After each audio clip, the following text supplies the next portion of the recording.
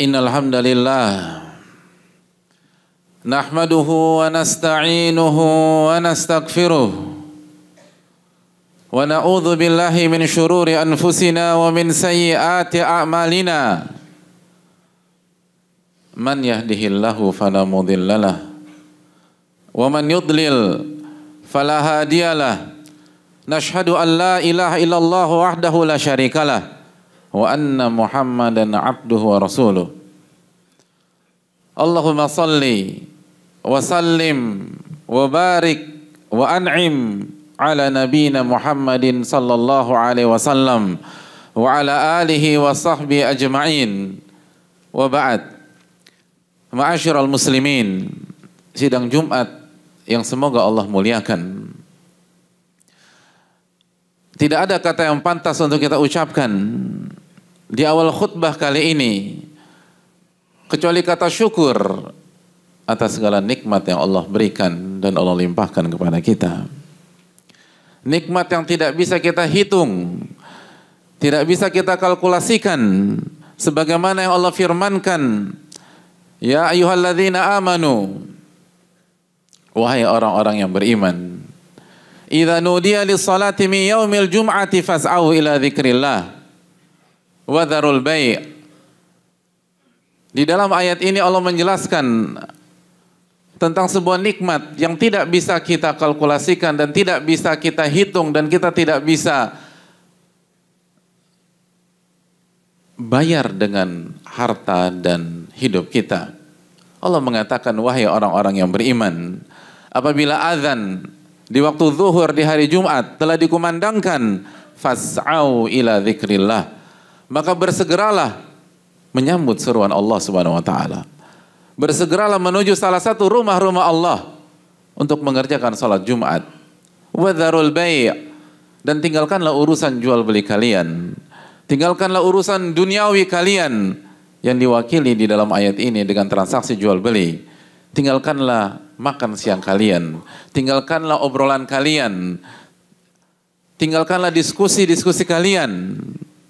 Menujulah dari rumah-rumah Allah Subhanahu wa taala. Kenapa kita diminta untuk menyetop kegiatan-kegiatan duniawi kita yang mungkin sedang berlangsung pada saat azan itu dikumandangkan? Allah Subhanahu wa taala menjelaskan kepada kita, dzalikum khairul lakum in kuntum ta'lamun.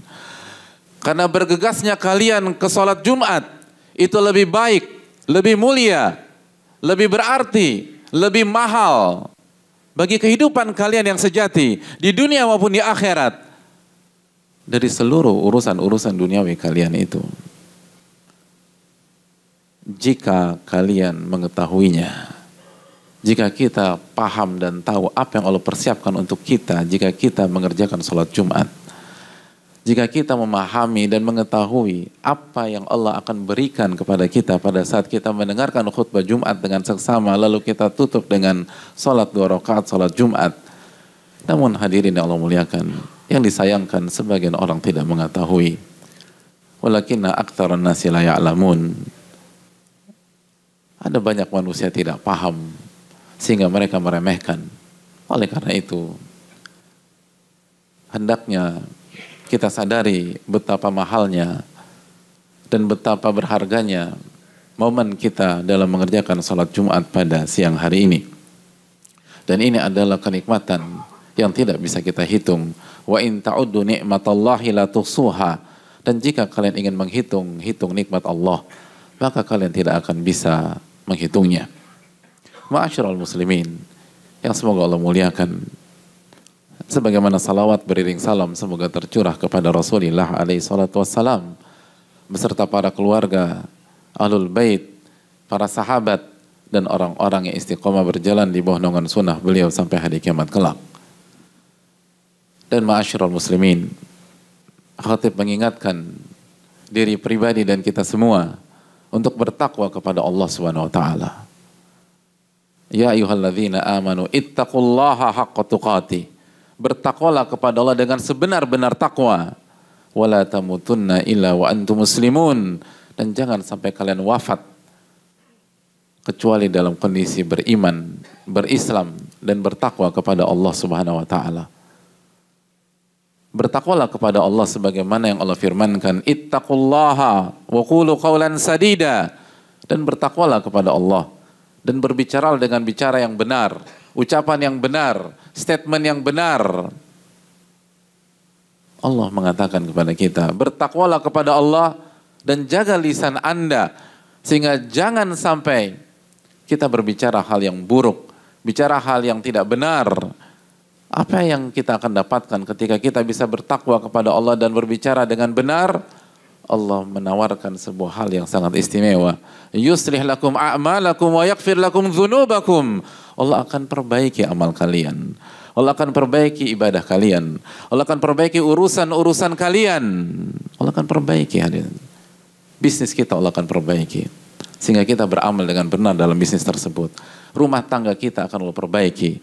Sehingga kita bersikap dan beramal benar ketika menghadapi istri dan anak-anak. Keluarga besar kita akan Allah perbaiki. Yusrih lakum a'malakum wa yaghfir lakum dzunubakum, dan Allah akan ampuni dosa-dosa kalian. Wa ma yuti'illaha wa rasulahu faqad faza fawzan 'azima. Dan barang siapa yang bertakwa kepada Allah dan barang siapa yang taat kepada Allah dan Rasulnya, maka ia telah memenangkan kemenangan yang sangat besar. Oleh karena itu, ma'asyiral muslimin, marilah kita kembali evaluasi ketakwaan kita. Sudahkah kita benar-benar bertakwa kepada Allah dengan sebenar-benarnya takwa, menjalankan perintah Allah karena mengharapkan wajah Allah tabaraka wa ta'ala, dan berhenti di hadapan maksiat dan hal yang Allah haramkan karena takut akan azab Allah tabaraka wa ta'ala. Ma'asyiral muslimin yang Allah muliakan, Al-Imam Ibnu Ishaq menjelaskan bahwa ketika Rasulullah SAW berhijrah dari Mekah ke Madinah, yang mengetahui hijrah beliau hanya beberapa orang saja. Hanya Ali bin Abi Thalib, hanya Abu Bakar As-Siddiq, dan keluarga Abu Bakar As-Siddiq radhiyallahu ta'ala anhum. Mayoritas orang tidak tahu. Sebuah misi yang sangat rahasia, keluar dari kota Mekah dan menuju kota Madinah dalam rangka berhijrah kepada Allah Subhanahu wa ta'ala. Lalu Ibnu Ishaq melanjutkan cerita beliau. Adapun Ali bin Abi Thalib diberitahu oleh Rasulullah SAW, salah satunya karena sebuah misi besar. Ali bin Abi Thalib diperintahkan oleh Nabi kita SAW untuk mengembalikan harta orang-orang Quraisy yang selama ini mereka titipkan ke Rasulullah SAW. Kenapa demikian? Apa maksudnya? Ibnu Ishaq mengatakan, laisa bi Makkah ahadun, tidak ada satupun orang di kota Mekah, indahu syai' yukhsha alaihi illa wada'ahu indahu sallallahu alaihi wasallam. Gak ada satupun orang di kota Mekah, ketika ia memiliki barang berharga, ketika ia memiliki harta yang begitu ia cintai, dan ia khawatir harta itu hilang, ia khawatir barang itu cacat atau hilang, kecuali dia akan titip di Rasulullah sallallahu alaihi wasallam. Dia akan titipkan ke Rasulullah SAW. Lima yu'lam min sidqihi wa amanatihi sallallahu alaihi wasallam. Karena mereka semua tahu bagaimana amanatnya Rasulullah SAW, bagaimana jujurnya Nabi SAW, bagaimana kemampuan beliau dalam menjaga harta tersebut, dan integritas Rasulullah SAW. Hadirin Allah muliakan, sebuah fakta yang cukup mencengangkan, khususnya bagi banyak pihak. Artinya selama 13 tahun, ketika mereka mencaci Nabi SAW, namun di waktu yang sama mereka menyimpan barang-barang berharga mereka ke Rasulullah SAW. Ketika mereka mengatakan Muhammad gila, tapi di waktu yang sama mereka menyimpan barang-barang yang berharga ke Rasulullah SAW. Ketika mereka nggak punya adab kepada Nabi SAW, lalu mengatakan Rasulullah pengkhianat ajaran nenek moyang, tapi di waktu yang sama mereka menyimpan barang-barang berharga mereka ke Rasulullah SAW, karena mereka tahu sosok ini menggabungkan dua hal besar, yaitu kemampuan dalam mengelola dan kemampuan dalam memanage dan integritas dan amanah yang memang tidak dimiliki oleh sembarang orang. Mereka mengenal Rasulullah SAW dengan baik dan mereka tahu bagaimana kualitas Rasulullah SAW. Mereka paham bagaimana amanahnya, kejujurannya Rasulullah SAW. Karena itulah yang dibutuhkan oleh setiap orang yang ingin berkarya di setiap bidang, yang ingin berprestasi di setiap bidang, tanpa menggadaikan imannya, tanpa menggadaikan ketakwaannya. Ia harus punya kualitas dan ia harus punya integritas.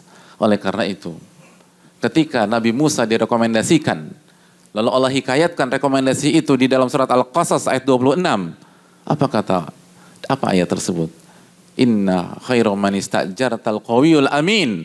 Sesungguhnya sosok yang paling layak Anda hire, Anda berikan pekerjaan, Anda rekrut adalah orang yang memiliki dua sifat, yaitu al-qawi, orang yang punya kapasitas, orang yang punya kemampuan untuk menyelesaikan masalah dan untuk menghadapi segala dinamika di dalam bidang tersebut. Tapi tidak cukup hadirin, tidak cukup hanya itu. Dia harus al-amin, dia harus jujur dan terpercaya. Ma'asyiral muslimin yang Allah muliakan. Dan itulah ternyata karakter para nabi dan rasul. Oleh karena itu, sidang Jumat yang Allah muliakan, ketika kita mengusung nama syariah dan ketika kita berdiri di atas nama Islam, pertanyaan besarnya adalah, sudahkah kita memiliki dua sifat tersebut? Sudahkah kita memiliki kemampuan dan kualitas sebagai seorang pegawai, sebagai seorang employee, sebagai orang yang di-hire, sebagai orang yang dipekerjakan, sebagai orang yang duduk di sebuah amanat? Dan pertanyaan berikutnya, apakah kita jujur dalam menjalankan hal tersebut? Apakah kita bisa beribadah dalam setiap langkah dan derap kita? Apakah ini hanya sebuah kegiatan fisik? Atau ini adalah takarub kepada Allah Subhanahu wa Ta'ala? Orang yang mengaku mengikuti para nabi, maka mereka akan mengikuti jalannya para nabi alaihi wassalatu wassalam. Dan para nabi, mereka menjalankan tugas mereka dengan skill yang sangat luar biasa. Dan di waktu yang sama mereka amanat. Mereka jujur dalam menjalankan tugas-tugas mereka tersebut. Dan itulah seorang muslim. Nabi kita alaihi wassalam menjelaskan dalam hadis Jabir. Dan menjelaskan bahwa Inna allaha yuhibbu ma'aliyal umur wa yakrahu safsafaha. Allah mencintai hal-hal yang tinggi, hal-hal yang mulia, pencapaian-pencapaian yang tinggi. Itu Allah suka hadirin. Allah mencintai pencapaian-pencapaian yang tinggi. Dan Allah benci dengan hal-hal yang rendah. Allah benci dengan kegagalan karena ketidakoptimalan. Allah benci dengan kegagalan karena ketidakamanatan. Allah mencintai hal-hal yang tinggi dan Allah membenci hal-hal yang rendah. Nabi juga SAW bersabda dalam hadis Abu Ya'la. Ketika Nabi mengatakan, Inna Allah yuhibbu idza amila ahadukum amalan an yutqinah. Allah itu cinta apabila seseorang mengerjakan sebuah amalan, maka dia totalitas, maka dia habis-habisan, maka dia akan keluarkan kemampuan terbaiknya. Allah mencintai orang yang seperti itu. Dijelaskan para ulama seperti As-San'ani rahimahullah ta'ala, bahwa amalan di sini bukan hanya amalan akhirat, bukan hanya sholat, bukan hanya puasa, bukan hanya berzikir, tapi juga amalan-amalan duniawi.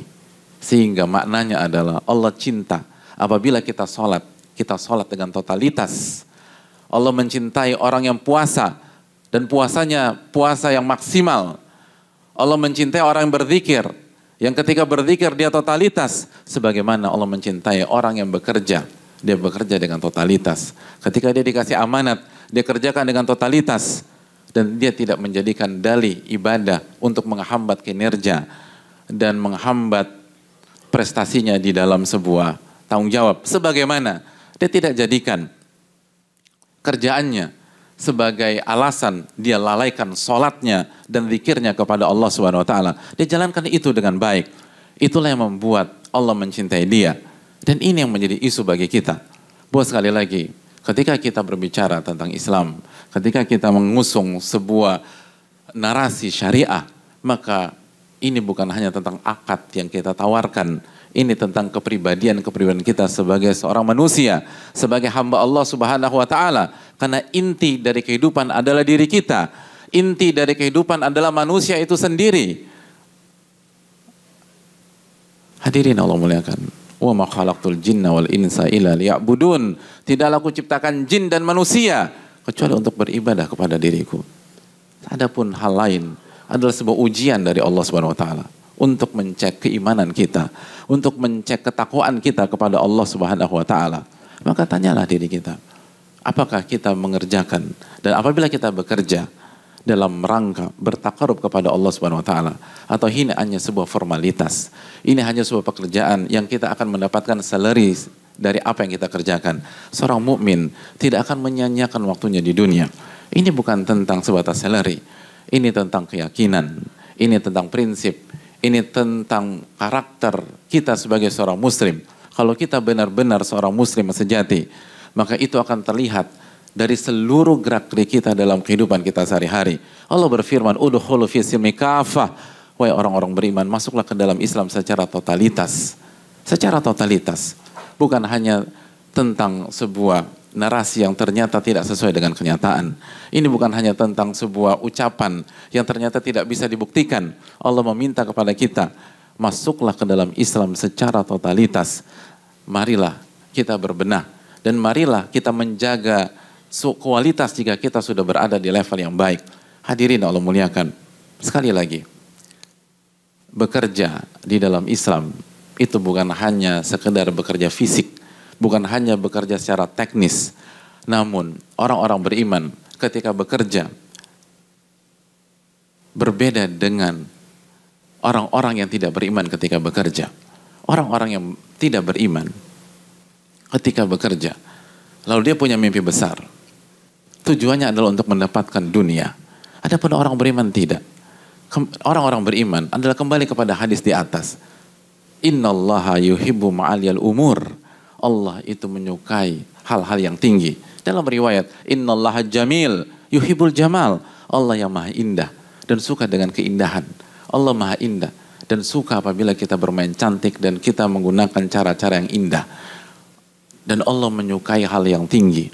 Dan Allah menyukai pencapaian-pencapaian tinggi. Dan Allah tidak suka dengan hal rendah. Oleh karena itu, ketika kita bekerja dan kita punya target tinggi ke depan, niat kita bukan untuk mengalahkan si A dan si B dan si C. Niat kita bukan sebatas menjadi nomor satu di sebuah daerah atau di sebuah negeri. Niat kita agar kita dicintai oleh Allah Subhanahu wa taala. Kita tidak terlalu peduli dengan label-label yang lain. Yang kita inginkan, bagaimana kita menjadi hamba di saat kita di kantor. Bagaimana kita menjadi hamba pada saat kita di rumah. Bagaimana kita sebagai hamba ketika kita di ruang meeting. Bagaimana kita sebagai seorang hamba ketika kita melakukan deal-deal dan akad-akad tersebut. Intinya adalah bagaimana diri kita sebagai hamba. Bukankah saat kita wafat nanti kita akan dikuburkan sendirian, jemaah sekalian. Dan kita akan berhadapan dengan mungkar dan nakir sendirian. Dan kita akan ditanya sebagai diri kita. Maka pertanyaannya, apa yang kita sudah berikan untuk diri kita? Sekali lagi, pencapaian dalam bekerja dalam Islam bukan untuk mendapatkan A, bukan untuk mendapatkan B, bukan untuk mendapatkan C, tapi agar Allah mencintai kita. Dan sebaliknya, kita tidak ingin main buruk, kita tidak ingin gagal, karena kita takut Allah murka kepada kita. Itulah seorang mukmin dan itulah seorang hamba yang ada di benak dan hatinya. Bagaimana agar Rob saya mencintai saya dan jangan sampai Rob saya membenci saya. Aku qouli hadza wa astaghfirullah li wa lakum.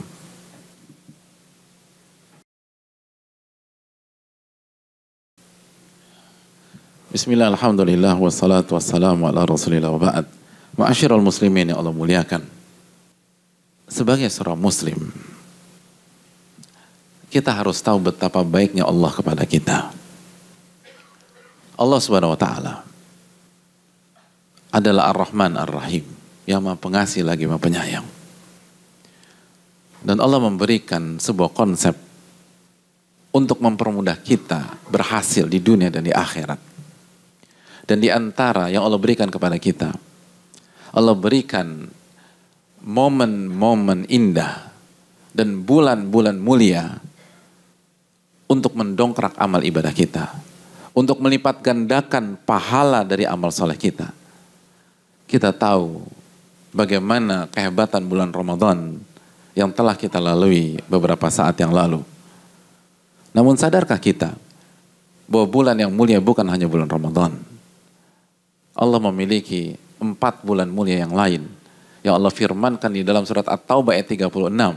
Ketika Allah berfirman, "Inna iddata syuri indallahi 12 syahra fi kitabillah yauma khalaqas samawati wal ard minha arba'atun hurum." Sesungguhnya jumlah bulan yang ada di sisi Allah ada 12 bulan yang Allah ciptakan ketika Allah menciptakan langit dan bumi. Dan di antara 12 bulan tersebut ada 4 bulan yang mulia, 4 bulan haram yang dijelaskan Nabi SAW: Dzulqa'dah, Dzulhijjah, Al-Muharram, War-Rajabu Mudhar.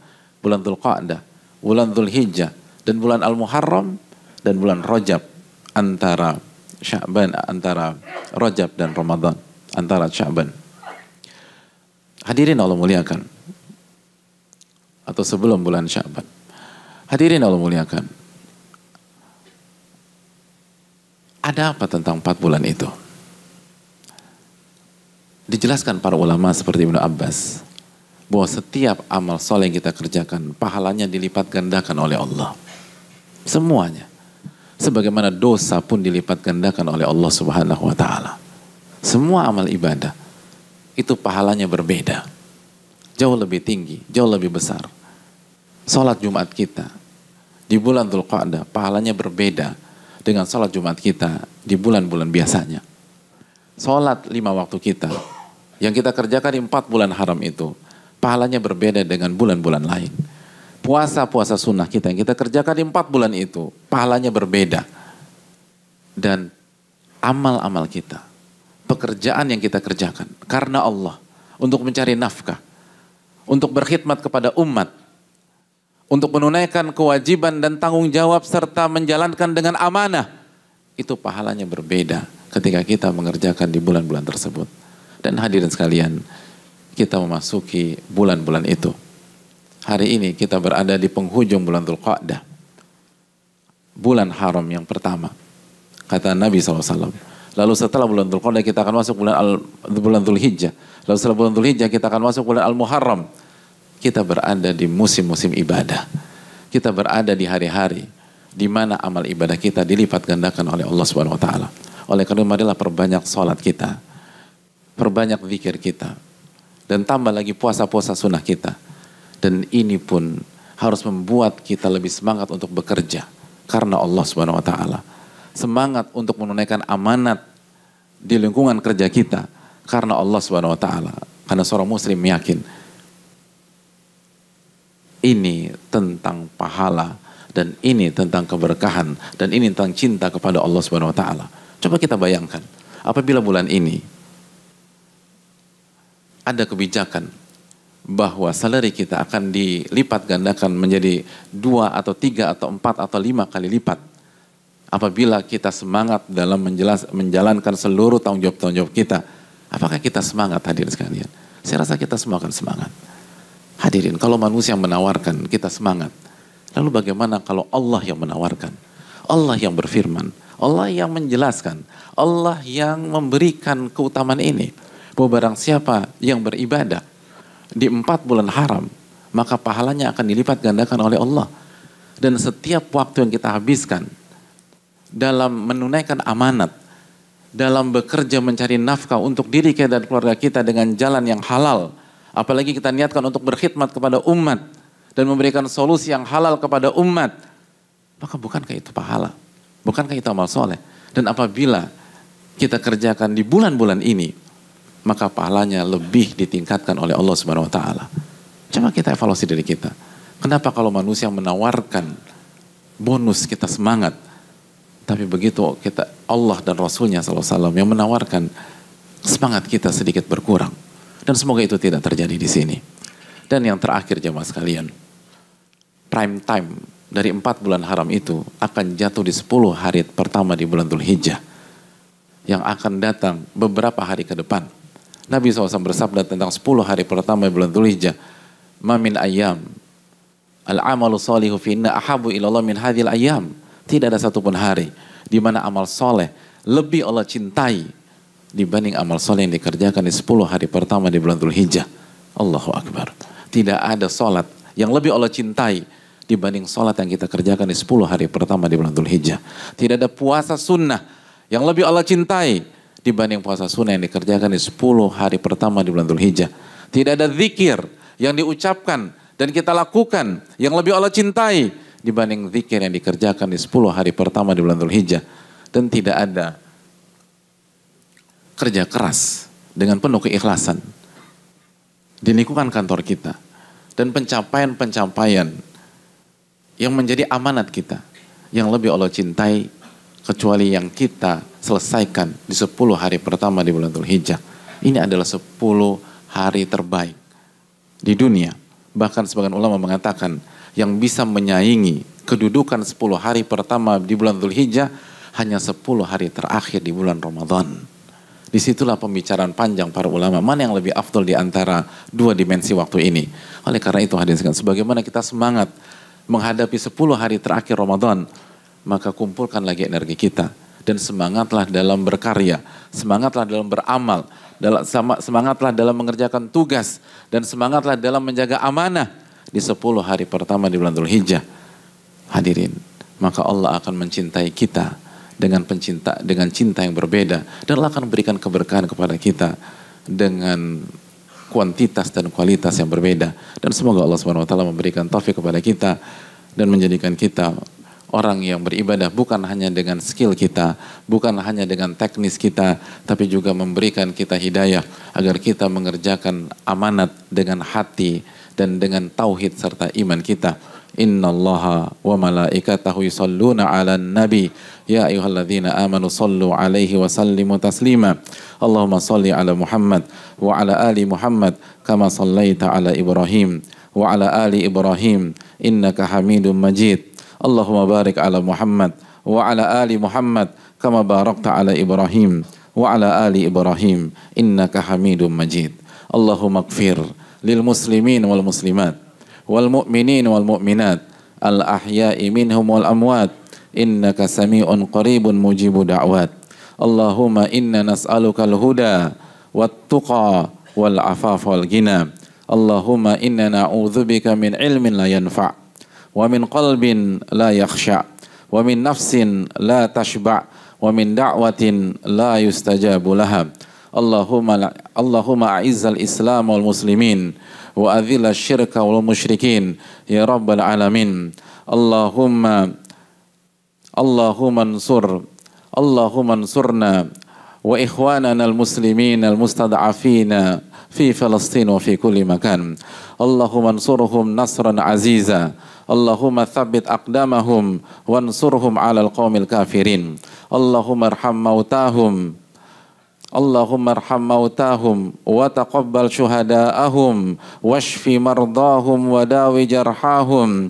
Allahumma afriq alaihim sabra wa anzil sakinataka alaihim ya rabbal alamin.